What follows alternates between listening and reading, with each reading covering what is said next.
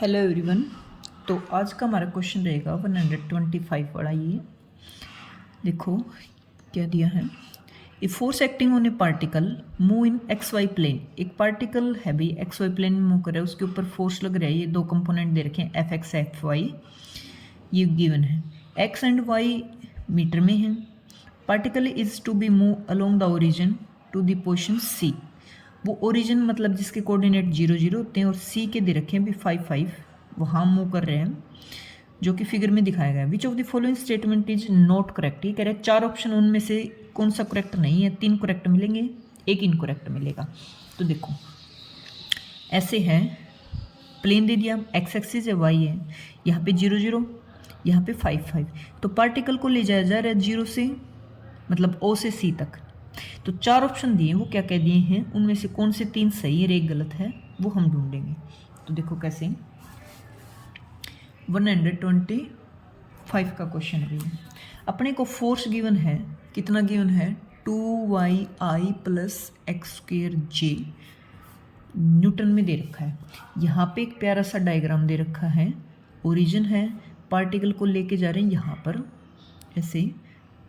तो यहाँ कोऑर्डिनेट है भी 5 5, पॉइंट है ये सी ए बी, और ये पाथ ऐसे, ठीक है। तो देखो फर्स्ट ऑप्शन में इसने पूछा अफ इज कंजर्वेटिव फोर्स। भी अब फोर्स है ना, वो कंजर्वेटिव फोर्स है या नहीं है। तो फर्स्ट हम ऑप्शन ए की बात करेंगे। कोई भी फोर्स कब कंजर्वेटिव होता है, जब d f x by d y is equal to मिले हमें d f y by d x की। ये फॉर्मूला याद रख लेना भी, घूट के पी जाना। कंजर्वेटिव फोर्स है, अगर ये दोनों बराबर मिल गए तो force conservative, otherwise non conservative. F x कौन, ये एफ एक्स है, एफ एक्स, और ये वाला एफ वाई, कंपोनेंट वाई का और एक्स का। करो differentiation with respect to f x कितना 2y, तो 2y का d y by d y मैं लिख ही देती हूँ, कितना मिला 2y है भाई 2। अगले का करो d by d x, y component लिखो कितना एक्स स्क्वेयर, तो ये हो जाएगा 2x। क्या 2x के इक्वल है, तो नॉट इक्वल। नॉट इक्वल तो फोर्स आर नॉट कंजर्वेटिव। तो सीधी सी बात है, फर्स्ट ऑप्शन है वही हमारा करेक्ट है, क्योंकि इनकरेक्ट का ही पूछा था इसने। इसका मतलब 3 करेक्ट मिलेंगे। अब वो करेक्ट मिलते हैं या नहीं मिलते वो भी देखते हैं। बी ऑप्शन उठाओ।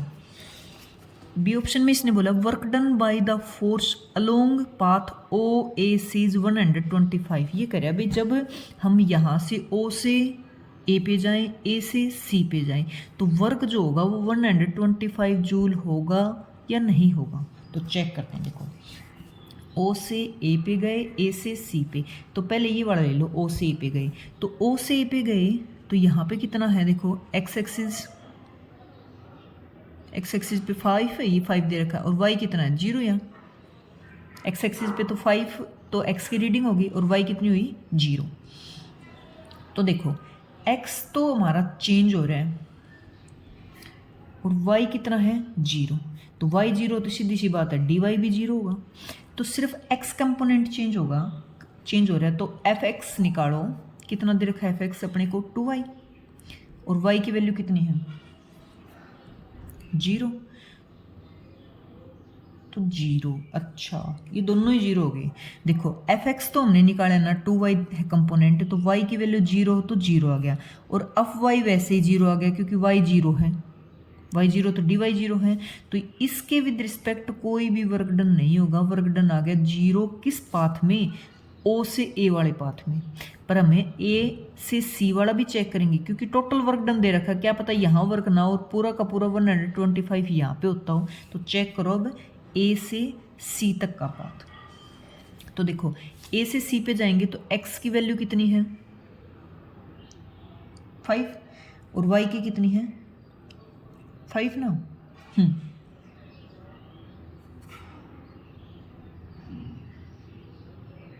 देखो ए से सी पे जाएंगे ऐसे, तो चेंज कौन हो रहा है एक्चुअल में, वाई चेंज हो रहा है अभी। यहाँ अलग वैल्यू वाई की है, यहाँ अलग, यहाँ अलग, यहाँ अलग, यहाँ अलग, यहाँ अलग। तो इस पाथ पे वाई तो चेंज है, वाई तो वो चेंज हो रहा है अपने 0 से 5 तक की वैल्यू लेके जा रहे हैं, बट x कांस्टेंट है। x किस पॉइंट पे कितने 5, इस पे कितने x 5 5 5 5 5, मतलब x क्या है कांस्टेंट, और x कांस्टेंट है तो dx क्या होगा 0। कांस्टेंट का डिफरेंशिएशन 0 होता है, तो सिर्फ y वाला चेंज हो रहा है इसमें। कैसे, अब y निकालो, अब y कितना दे रखा है x², तो x की वैल्यू कितनी है 5, तो 5 का स्क्वायर हो गया 25, ये आ गया फोर्स। फोर्स आ गया तो वर्क डन भी निकाल लो। वर्क डन क्या था, फोर्स इंटू डिस्प्लेसमेंट, फोर्स ये निकाला और डिस्प्लेसमेंट कितना 5, 125 जूल। ओके भाई, हाँ दोबारा समझो भाई, मुझे लगता है थोड़े थोड़े कंफ्यूज हो गए, कोई बात नहीं। देखो दो पाथ हैं, इसने बोला ओ से ए से सी पे जाएं तो इतना वर्क आ रहा नहीं आ रहा।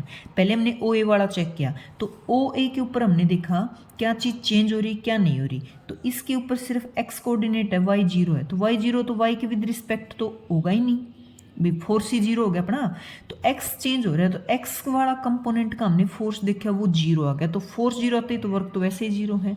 दूसरा हमने लिया ये वाला पाथ, इसमें क्या है y तो है वो चेंज हो रहा है, x फिक्स है, x कांस्टेंट है, x कांस्टेंट तो उसका डिफरेंशिएशन 0 है, डिफरेंशिएशन 0 तो इसके विद रिस्पेक्ट आएगा नहीं वर्क डन, फोर्स नहीं आएगा, तो इसके विद रिस्पेक्ट निकाला हमने सिर्फ ये वाला। तो अब y लिया हमने कंपोनेंट x² है, x की वैल्यू कांस्टेंट है 5, तो फोर्स आ गया इतना और वर्क डन आ गया इतना। हाँ, इसका एक मैं फॉर्मूला और बता देती हूँ भाई, वर्क डन का एक्चुअल में जो फॉर्मूला होता है, ये तो जस्ट होते हैं शॉर्टकट जो अपने एग्जाम के लिए जैसे सोल्व करते हैं, तो फोर्स का फॉर्मूला होता है, वर्क डन का फॉर्मूला होता है f x d y plus में एफ वाई डी वाई, इसका इंटीग्रेशन कर दो, ये होता है भाई वर्क डन का फॉर्मूला। और इससे ये शॉर्टकट ना लो ना, तो इससे भी सोल्व कर सकते हो इसको वर्क डन को। कैसे, जैसे फर्स्ट ही केस ले लो, ये बड़ा उठा लो, चाहिए ये बड़ा उठा लो, ऊपर वाला उठा लेते हैं भी 0 कैसे आया। तो देखो वर्क डन का फॉर्मूला होता है ये बड़ा, तो वैल्यू पुट करो, एफ एक्स की वैल्यू कितनी है 2y dx प्लस में एफ वाई की कितनी है x² dy, इंटीग्रेशन करो। फर्स्ट केस में क्या था देखो, 0 से a लिया था, y 0 था, dy 0, जब dy 0 है तो सीधी सी बात है ये पूरी टर्म 0 होगी। दूसरी x चेंज हो रहा था ये बड़ा, ठीक है, बट उसके अंदर y 0 था, लिमिट 0 थी, सीधी सी बात है। अब इसकी कुछ भी वैल्यू और लिमिट 0 रखोगे तो ये क्या आएगा पूरा 0 आएगा। तो ये O से A पाथ की बात कर रही हूँ मैं, खुद फॉर्मूला भी लगा के देख लेना बीच में, इसी फॉर्मूले से सोल्व कर लेना, चाहिए सारे हो जाएंगे आराम से। एक एक और करवा दूँ, AC वाला ले लें A to C, बताओ क्या क्या चीज़ है वर्क डन में इसमें चेंज। AC पाथ में देखो x कांस्टेंट है तो dx 0, फॉर्मूला रख लो एक बार, 2y dx प्लस में x² dy और उसका इंटीग्रेशन। तो A से C वाले में हमने देखा x कांस्टेंट है, चेंज नहीं हो रहा, तो dx 0 और dx 0 तो सीधी सी बात है ये 0, तो ये पूरी टर्म होगी 0। क्लियर। अब कौन बचा x² और dy, तो करो x² और dy के विद रिस्पेक्ट इंटीग्रेशन हो रहा है तो y की टर्म आएगी। अब x कहाँ से कहाँ चेंज हो रहा है देखो, x अपना इस वाले में x तो 5 ही है फिक्स, x की वैल्यू फिक्स है 5, और y चेंज हो रहा है 0 से 5, तो y की लिमिट रख दो 0 to 5, तो x की जगह तो फिक्स कर दो 5 का स्क्वायर, और इसकी upper limit minus lower limit करोगे तो 5 माइनस 0 मतलब 5, तो इसकी वैल्यू 125 जूल आ गई। तो ये सिंपल लगे ना फॉर्मूला, मतलब इससे चाहो तो वर्क डन निकाल लो, इससे चाहे किसी पाथ का पूछो, ये मेन तो फॉर्मूला यही है। इसमें एफ एक्स इसके कोऑर्डिनेट दे रखे हैं और एफ वाई के मिलेंगे, विद रिस्पेक्ट टू इंटीग्रेशन कर दो, अपना लिमिट लगा दो, कौन कहाँ तक चेंज हो रहा है, बस ये ध्यान रख लेना। नेक्स्ट ऑप्शन देखो, option number 3, work done by the force along path BC, BC के लिए पूछा है भाई 50 जूल है क्या, BC कौन सा ऊपर वाला पाथ, तो BC है भाई ये। इसमें बताओ मुझे क्या चेंज हो रहा है, यहाँ x की वैल्यू चेंज हो रही, x चेंज हो रहा है ना ऐसे 0 से 5, और y की तो फिक्स है, यहाँ y तो फिक्स है तो dy 0 हो गया, सीधी सी बात है। तो देखो कैसे निकालोगे, ऑप्शन नंबर 3 ले लो, B से C पे जा रहे हैं, तो यहाँ पे अपना y तो है 5, वो फिक्स है कांस्टेंट है, तो सीधी सी बात है dy हो गया 0, और x चेंज हो रहा है 0 to 5। तो x वाला चेंज हो रहा है, x की वैल्यू है, तो सीधी सी बात है कोऑर्डिनेट किसका लेंगे हम, fx वाला शॉर्टकट लें तो वो 2y दे रखा है, कहाँ से कहाँ, y की वैल्यू कितनी fix, y is equal to 5, तो 2 इंटू 5 कर दो, 5 2 जा 10 आ गया, क्या आ गया, फोर्स। निकालना क्या है, वर्क डन, वर्क डन होता है फोर्स इंटू डिस्प्लेसमेंट, डिस्प्लेसमेंट तो ऊपर से उधर गए 5, तो ये आ गया 50 जूल। देख लो सिंपल, फॉर्मूले से भी करना, ये खुद ट्राई करना इसी फॉर्मूले से, ठीक है। ये तो मैंने वहीं शॉर्टकट लगा दिया, फॉर्मूले से पुट करके आराम से लिमिट रख के, क्या चीज़ फिक्स है क्या कांस्टेंट है, उसका डिफरेंशिएशन 0 है, क्या चेंज हो रहा है। फोर्थ ऑप्शन और देख लो इसका लास्ट क्या दे रखा है, work done by the force along path OC, सीधे वाला पूछ रहा है भाई, उसका ये वर्क डन होता है क्या, तो सीधा पाथ देख लो, कौन सा पाथ की बात कर रहे हैं, इसकी। तो देखो x यहाँ 0 है 5 है, y 0 है 5 है, सीधी सी बात है, लिमिट सेम है, x और y की वैल्यू क्या है, सेम है, x बराबर y है, और तो dx बराबर किसके होगा, dy के होगा। वर्क डन का सीधा फॉर्मूला लगा दो, क्या होता है, fx dx प्लस में fy dy। जब दोनों बराबर हैं तो किसी तीसरे वेरिएबल के इक्वल रख लो, ना भी रखो चाहिए, पता है क्या, दो ऑप्शन रखो इसमें, एक तो एक्स वाई बराबर है तो दोनों को सेम वेरिएबल बना लो, चाहे तो दोनों एक्स बना लो, वाई की जगह एक्स पुट कर देंगे क्योंकि बराबर है, और डी एक्स डी वाई की जगह डी एक्स पुट कर देंगे, चाहे दोनों बराबर है तो किसी अदर वेरिएबल के इक्वल रख दो, भाई टी के इक्वल रख लिया जैसे मैंने, तो ये क्या बन गया, एफ एक्स की वैल्यू बताओ कितनी दे रखी थी, 2x, तो 2t हो जाएगा, dx की जगह dt हो जाएगा, ये वाली कितनी दे रखी है, एक्स स्क्र, तो टी स्क्र हो जाएगा, डी वाई की जगह डी टी हो जाएगा। लिमिट रखो, दोनों की बराबर है, 0 से 5 चेंज हो रहे हैं, बस लिमिट इसमें इंटीग्रेशन कर दो भाई, 2t का क्या हो जाएगा, T square by 2 0 to 5 plus में t की पावर 3 बाई 3 0 से 5, 2 से 2 कट गया, इसकी वैल्यू रखोगे 25, 3 बार है 125, नीचे कौन है 3 75 और ये वाला 3, तो इसको काटोगे ऐड करोगे, ये वाला जूल, आंसर करेक्ट है, यही है।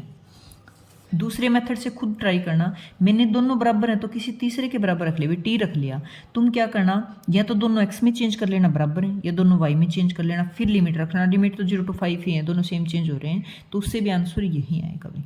तो फर्स्ट ऑप्शन ये कंजर्वेटिव फोर्स ना होके नॉन कंजर्वेटिव फोर्स है, तो इसका आंसर रहेगा भी कौन सा, फर्स्ट, इनकरेक्ट क्वेश्चन। तो नेक्स्ट क्वेश्चन देखो, थोड़ा सा लंबा हो गया भी, वही बात है, चीज़ें समझोगे नहीं तो भागने का कोई फ़ायदा नहीं है, खुद क्वेश्चन सोल्व नहीं कर पाओगे जब तक उनको डीपली नहीं समझोगे, कि लाइन का मीनिंग नहीं समझोगे, ठीक है। कंसेप्ट सीखना होता है, चीज़ें समझनी होती है, भागने की जरूरत क्या है, भागना कहाँ है, हमें क्वेश्चन सोल्व करने हैं, जब नेक्स्ट टाइम रिपीट हो, मान लो वो आ जाए तो वो सोल्व हो जाए, बस मकसद ये होना चाहिए। देखो 150 का ही लैग्रेंजियन पूछ रखी भाई, सिंपल पेंडुलम के लिए इनमें से कौन सी होगी, तो ये अपने 12th का क्वेश्चन नहीं है भाई, ये इसका अपने नेट लेवल का लगा लो, बीएससी का लगा लो, वहाँ से उठा रखा है। तो देखो आसान सा क्वेश्चन है, नेट में आते हैं ये वाले, लैग्रेंजियन का तो अपने क्लासिकल है फिजिक्स, वहाँ से। तो 150 में क्या दे रखा, देखो हमें निकालना है लैग्रेंजियन किसके लिए, सिंपल पेंडुलम के लिए।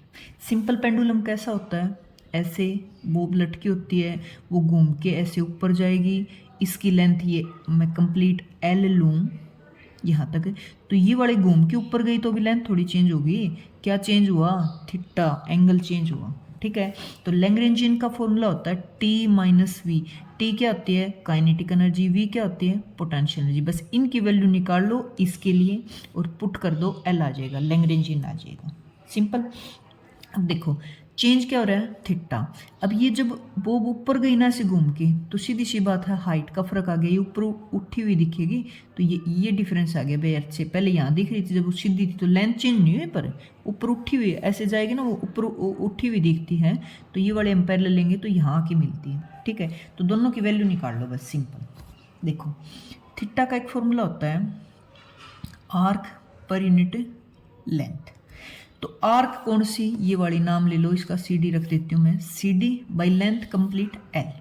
तो यहाँ से मैं सी डी की वैल्यू पूछूँ तो ये वाला इधर जाके मल्टीप्लाई हो जाएगा, थीटा एल आ गई हुई। सी डी क्यों ली, एक्चुअल में डिस्प्लेसमेंट देख रही थी मैं जब वो चल रही है, क्योंकि काइनेटिक एनर्जी का मतलब किससे होता है, मोशन से, और मोशन यहाँ से यहाँ घूम के गया तो कितना डिस्प्लेसमेंट हुआ, ये वाला, क्योंकि वेलोसिटी की जरूरत पड़ेगी, काइनेटिक एनर्जी का फॉर्मूला होता है हाफ एम वी स्क्वायर। तो यहाँ से वेलोसिटी निकाल लो, वेलोसिटी आ गया, डिफरेंशिएशन कर दो, चेंज कौन हो रहा है, थीटा, लेंथ तो वही है, तो थीटा का डिफ्रेंशिएशन इनटू में लेंथ, डॉट से डॉट का मतलब होता है डिफ्रेंशिएशन, ठीक है, उसी की फॉर्म में आंसर दे रखे, तो मैं सीधा ही डॉट ही लगाऊंगी इस पर भी। तो पुट कर दो, काइनेटिक एनर्जी आगे अपनी हाफ एम वी स्क्वेयर मतलब थीटा एल का स्क्वेयर, नंबर 1 इक्वेशन निकल गई सिंपल तरीके से। बस पोटेंशियल एनर्जी मतलब वी और निकाल लो, वी का फॉर्मूला होता है एम जी एच, एच मतलब हाइट, हाइट कौन सी, ये वाली, अब इतना उकसा हुआ दिखता है ना हमें ऊपर की तरफ, तो ये निकालो। तो यहाँ से देखो कंप्लीट हाइट लेंथ एल है, और अगर ये वाली ऊपर वाली मिल जाए तो नीचे वाली कंप्लीट में से ऊपर वाले माइनस करेंगे, नीचे वाली आ जाएगी, तो ये वाली कितनी आएगी, ये आएगी पूरी लेंथ एल है तो L cos of theta, cos theta लगा दिया अभी हमने, ये वाला 90 डिग्री है, थीटा के सामने परपेंडिकुलर होता है, perpendicular by base by hypotenuse लगा दिया कोस थीटा का। तो बस निकला है एम जी एच कितना आया, एच तो निकाला ही नहीं हमने, एच होता है कंप्लीट लेंथ एल थी, ऊपर वाली माइनस की हमने एल कोस ऑफ थीटा, तो ये हो गया एल कॉमन लेंगे तो 1 माइनस कोस ऑफ थीटा। बस लैग्रेंजियन में पुट कर दो, टी माइनस वी, टी कितना है अपना, ये रहा हाफ एम थीटा डॉट का स्क्वेयर एल स्क्वेयर माइनस ये बड़ा m g l into 1 minus cos of theta. तो ये आ गया भाई इसका एक सिंपल सा सुंदर सा प्यारा सा आंसर लैग्रेंजियन का, ये बड़ा सेकंड ऑप्शन करेक्ट है इसमें। नेक्स्ट देखो, आसानी था क्वेश्चन भी, इतना मुश्किल नहीं था, बस लैग्रेंजियन वही बात है, जो नेट लेवल की तैयारी नहीं करते ना उनको थोड़ा ही लगता है पता नहीं कौन सी क्वेश्चन दे दिए, थोड़ा सा नेट लेवल का भी पढ़ो। बाकी इस टाइम जो हमने 2024-25 का पेपर किया है और 2023 वाला किया है उसमें नेट लेवल के बिल्कुल ना के बराबर कंसेप्ट थे भी, 11-12 से मोस्टली उठाए गए थे, तो क्या पता आगे भी ऐसा ही हो, बट फिर भी तैयारी करनी पड़ना होता है आगे का भी, हायर क्लासेस का मतलब ज़्यादा की तैयारी लेके चलेंगे तब कुछ कम मिलता भी उससे, ठीक है। देखो a block of mass 2 kg is at rest, पहले रेस्ट में था हॉरिजॉन्टल सरफेस पे, कोफिशिएंट दे रखा है friction, coefficient of friction block और सरफेस के बीच में 0.1, फिर उसको चलाया गया, उस अप्लाइड फोर्स 3 न्यूटन दिया गया, वो चलने लग गया। फिर इसने पूछा स्पीड ऑफ ब्लॉक कब पूछी है, हाँ 9 मीटर वो चल लिया, उस टाइम स्पीड कितनी थी, डिस्टेंस दे रखी है तो कितनी थी, बिल्कुल सिंपल सा 9th क्लास में फॉर्मूला यूज आ जाते हैं ना, मोशन की इक्वेशन 3, तो उसके बेसिस पे क्वेश्चन दे रखा भाई, ये क्वेश्चन है 149। देखो एक ब्लॉक दे रखा है, उसका मास 2 kg, सरफेस कैसा है हॉरिजॉन्टल पे चल रहा है,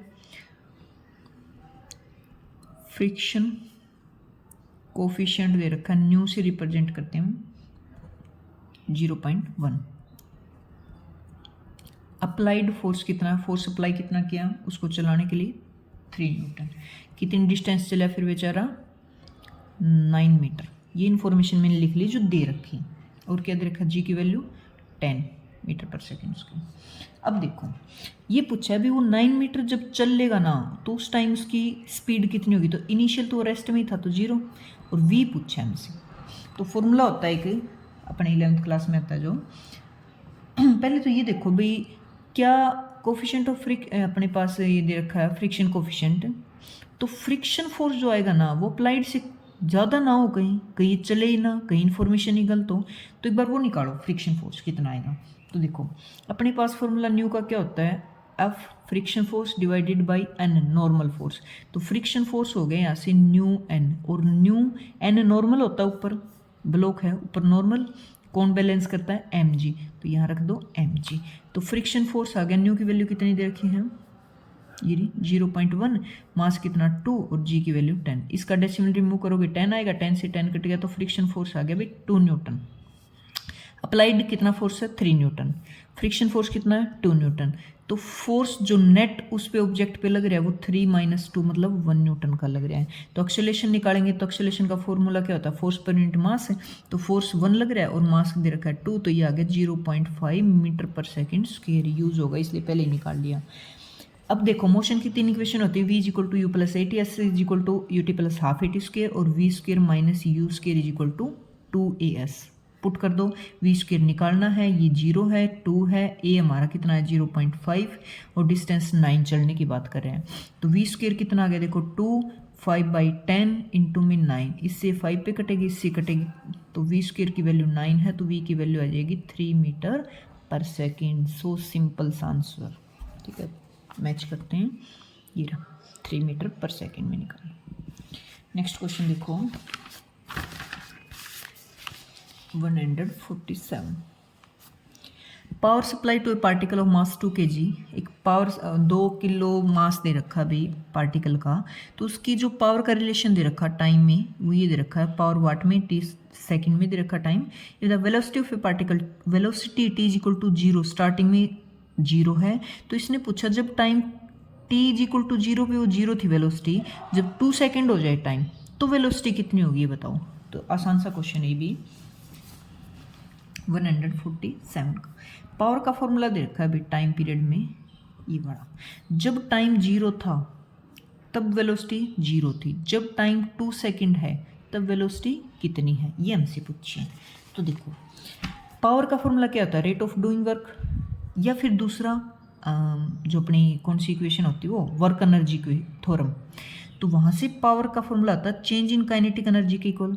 चेंज इन काइनेटिक मतलब ऐसे लिखेंगे, और इसको कैसे लिखेंगे, काइनेटिक एनर्जी का फॉर्मूला होता है हाफ हम इसके, तो डिफ्रेंशिएशन कर दो, हाफ मास v का करोगे तो 2v dv by D T, 2 से 2 कट गया तो ये बन गया mv dv by D T. क्यों लेके आए, वेलोसिटी का जिक्र है, वेलोसिटी निकालनी तो वेलोसिटी की फॉर्म में तो लेके ही आना पड़ेगा, सीधी सी बात है। ठीक है, तो पावर का नेट फॉर्मूला बना अपना mv dv by D T, और ये याद भी रख लेना भी चाहिए, तो डायरेक्ट फार्मूला बन गया, बनता है मतलब यूज़ कर सकते हैं, ये तो मैंने निकाल के दिखा दिया, डायरेक्ट फार्मूला भी तो होता है पी का, ये MVDV।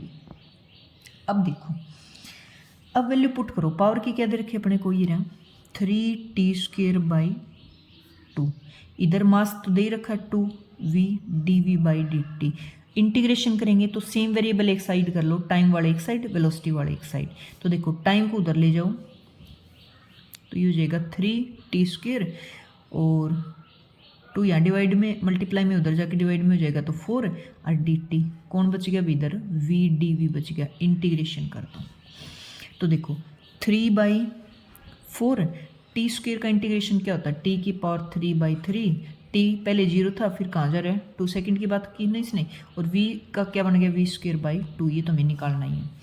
पुट कर दो, कुछ कट रहा है तो काट दो, ये कट गया, t की पावर 2 2 जा 4 2 जा 8/4, और 0 रखोगे 0 ही हो जाएगा, v²/2, ये आ गया 2, तो यहाँ से v² की वैल्यू 2 2 जा 4, तो v की वैल्यू आ गई 2 मीटर पर सेकेंड। आ गया ना आंसर। तो खुद सोल्व करके देखोगे, खुद जब तक हैबिट नहीं बनाओगे चीज़ों को सोल्व करने की तब तक कॉन्फिडेंस नहीं आएगा। एक नंबर बात तो ये है भाई, आप सुनो पहले ध्यान से, कंसेप्ट को सीखो, फिर क्वेश्चन खुद लगा के देखो। एक सिंगल टॉपिक पे जो बहुत इंपॉर्टेंट होते हैं, जो बार बार रिपीट होते हैं, उन पे मैं 4-5 ऐसे न्यूमेरिकल लेके आऊँगी जो उस पूरे टॉपिक को कवर कर जाएंगे। ठीक है, तो बहुत जल्द आई होप वो मैं ले आऊँ। तब तक आप PYQ लगाएं, पहले PYQ के मैंने पेपर डाल रखे हैं, 23 का भी कंप्लीट डाल दिया, 60 के 60 क्वेश्चन, 24-25 वाला भी, इसके भी कवर हो रहे हैं, कुछ एक बचते हैं क्वेश्चन। तो आप PYQ लगाएं, साथ साथ इंपॉर्टेंट टॉपिक पे प्रैक्टिस करें, खुद करेंगे, खुद कैलकुलेशन करेंगे, तभी एग्जाम में सोल्व कर पाएंगे भी। सुनने से कुछ नहीं होगा, अकेले खुद सोल्व करके देखें, तो बाकी समझदारी हो आई होप। और वीडियो को लाइक ज़रूर कर दें भी, कमेंट करके बताएं कैसा लगा आपको। Thank you.